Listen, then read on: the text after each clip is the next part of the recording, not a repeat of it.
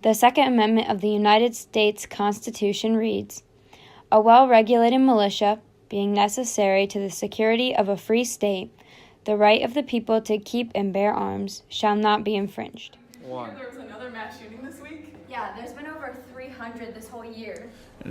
I want to feel safe at school. You know, senior year and junior year, they were big years for me when I turned my academics around, started connecting with teachers, and I started actually enjoying school.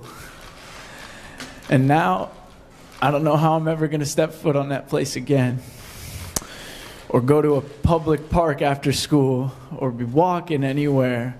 Me and my friends, we get scared when a car drives by, and how we need to let ideas flow and get the problem solved.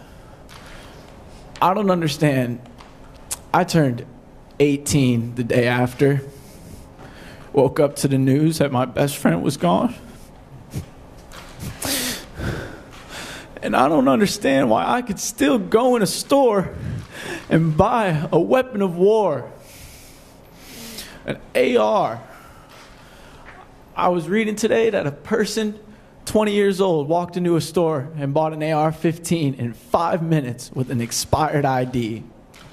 How is it that easy to buy this type of weapon?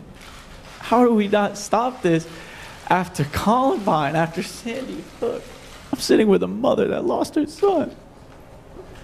It's still happening. As you can see in the graphs, from 2012 to 2016, the United States gun deaths by year have continuously increased. Your laws ignore our deepest needs. Your words are empty air. You've stripped away our heritage. You've outlawed simple prayer.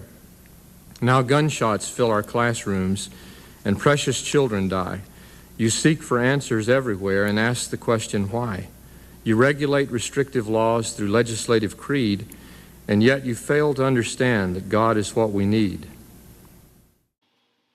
As you can see from the graph, the United States has a significantly higher firearm homicide per 100,000 people than any other country.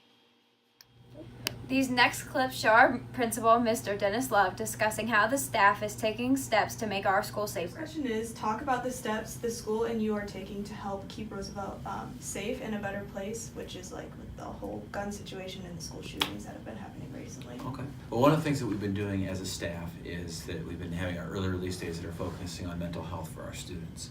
And we really worked on connections, and we're working on empathy, and soon we'll be kind of rolling out resiliency. And those are really important qualities that we would want all of our students to have. And, you know, we really feel like, you know, I think it seems like a lot of the school shooters, you know, there's something missing as far as they're feeling connected or feeling, you know, feeling for others, you know, wanting to harm themselves. And so if you have a staff that knows as much about those topics and those, you know, those characteristics, that you know, I guess we've noticed differences in conversations they've been having with kids. I noticed that when kids seem down, that, you know, that usually there's a staff member right there present. There's also a lot of resources that we can tap into in the local community where we have counseling coming into the school, working with some of our most difficult students. And hopefully, you know, if we get people feeling mentally healthy, that they won't want to hurt others. And that's one of the big things that we can do with our culture here in the school. So your opinion on this subject and why it is important to create a sound plan? Well, gosh, we want to do the best we can to have a safe environment here. And, you know, when you practice things, you know, you have to be perfect in practice, because in the reality of the situation, you know, things could be very messy. And so at least knowing that, you know, what do you do with your safety buckets, or where are the megaphones lined up in the school? Another great thing that we have in our building is we have these walkie-talkies. And, you know, before we would have just a couple people on them, you know, and even the principal wasn't on them at one point in time, and so it was really hard to communicate. Now, if something comes over that walkie-talkie, we have a lot of people who are... I hate to be so fatigued and saddened as I look at the headline from the other side of my home state of Pennsylvania, but we've been this way before. Nothing changed after Parkland.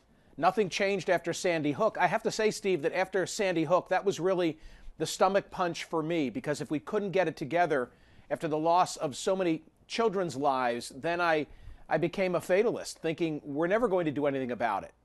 Thanks Why? for watching our video about the importance of gun control. And what it is like to be an American. Make sure you like, Subscribe, And comment. Bye.